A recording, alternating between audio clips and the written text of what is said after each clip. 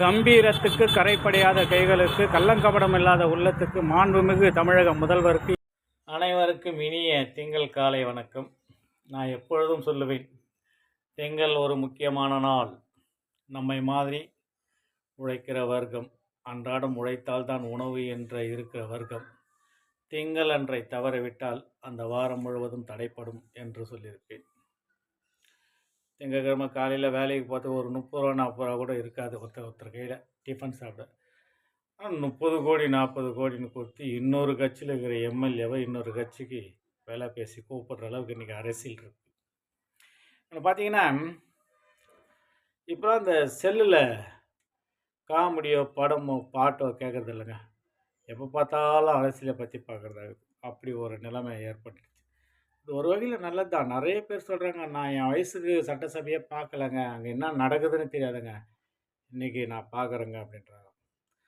ஒரு வகையில் நல்லது தான் அது தெரிஞ்சுக்கிறது.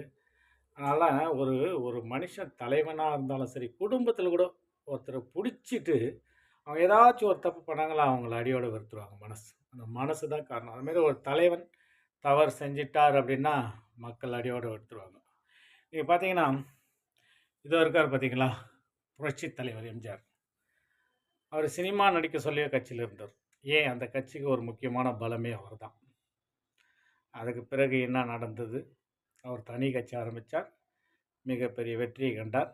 இன்றைக்கி ஒவ்வொருவரும் கட்சி ஆரம்பிக்கிற அனைத்து தலைவர்களும் அவர் பெயரை முன்வைக்கிறார். அந்த அளவுக்கு வளர்ந்தவர். இப்போது இவர் பார்த்தீங்கன்னா இளைய தளபதி விஜய், அவர் நடிச்சிட்டு தான் இருந்தார். காரணம் என்னன்னு தெரியாது, கட்சி ஆரம்பித்தார், மிகப்பெரிய வெற்றியை கண்டார். அவரை போல இவரும் வந்துட்டார், மக்கள் மனசில் இடம் பிடிச்சிட்டார். ஆனால் ஒருத்தர் வெறுத்துட்டாங்க, நம்ம தோத்துட்டோம் அப்படின்னா அதுக்கப்புறம் அதை பற்றி பேசுறது தவறு. அதையே நினச்சிட்டு அதையே பற்றி பேசிட்டு அதற்காக எதிர் வேலையை செய்துக்கிட்டு அவரை கவிக்கணும், அவரை இறக்கணும் அப்படின்னு நினைக்கிறது மகா தப்பு. வேலையை பார்த்துட்டு அவங்கவுங்க நீ நல்லதை செய்ய, மீண்டும் வா வந்து அமரலாம். அதுக்கான நல்ல வேலைகளை செய்தால் போதும். தீய வேலைகளை செய்தால் மக்களுக்கு மீண்டும் மீண்டும் மீண்டும் மீண்டும் தெரிஞ்சு தான் ஆகணும். போல் ஒரு ஏற்கனவே நான் 2 கதை சொல்லியிருப்பேன். ஒரு சினிமா கதை, ஒரு சாமி கதை. இன்றைக்கி ஒரு சினிமா கதையை பார்க்கலாம். சரஸ்வதி சபதம்னு ஒரு படம்.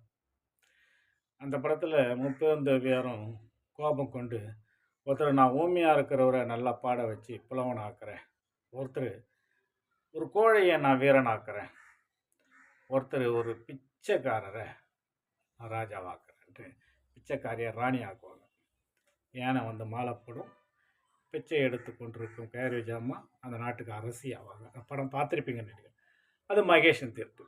ஆனால் இன்றைக்கி மக்கள் தீர்ப்பே மகேஷன் தீர்ப்பு அப்படின்னு வந்துருச்சு. மக்கள் தீர்ப்பு கொடுத்துட்டாங்க, அவர் ஆட்சியில் அமைஞ்சிட்டார், ஆட்சியை நல்லா பண்ணிட்டு வராரு. என்னென்ன விஷயங்கள் கரெக்டான விஷயங்கள் பண்ணிட்டு வர எல்லா மக்களுக்கும் பிடிக்குது.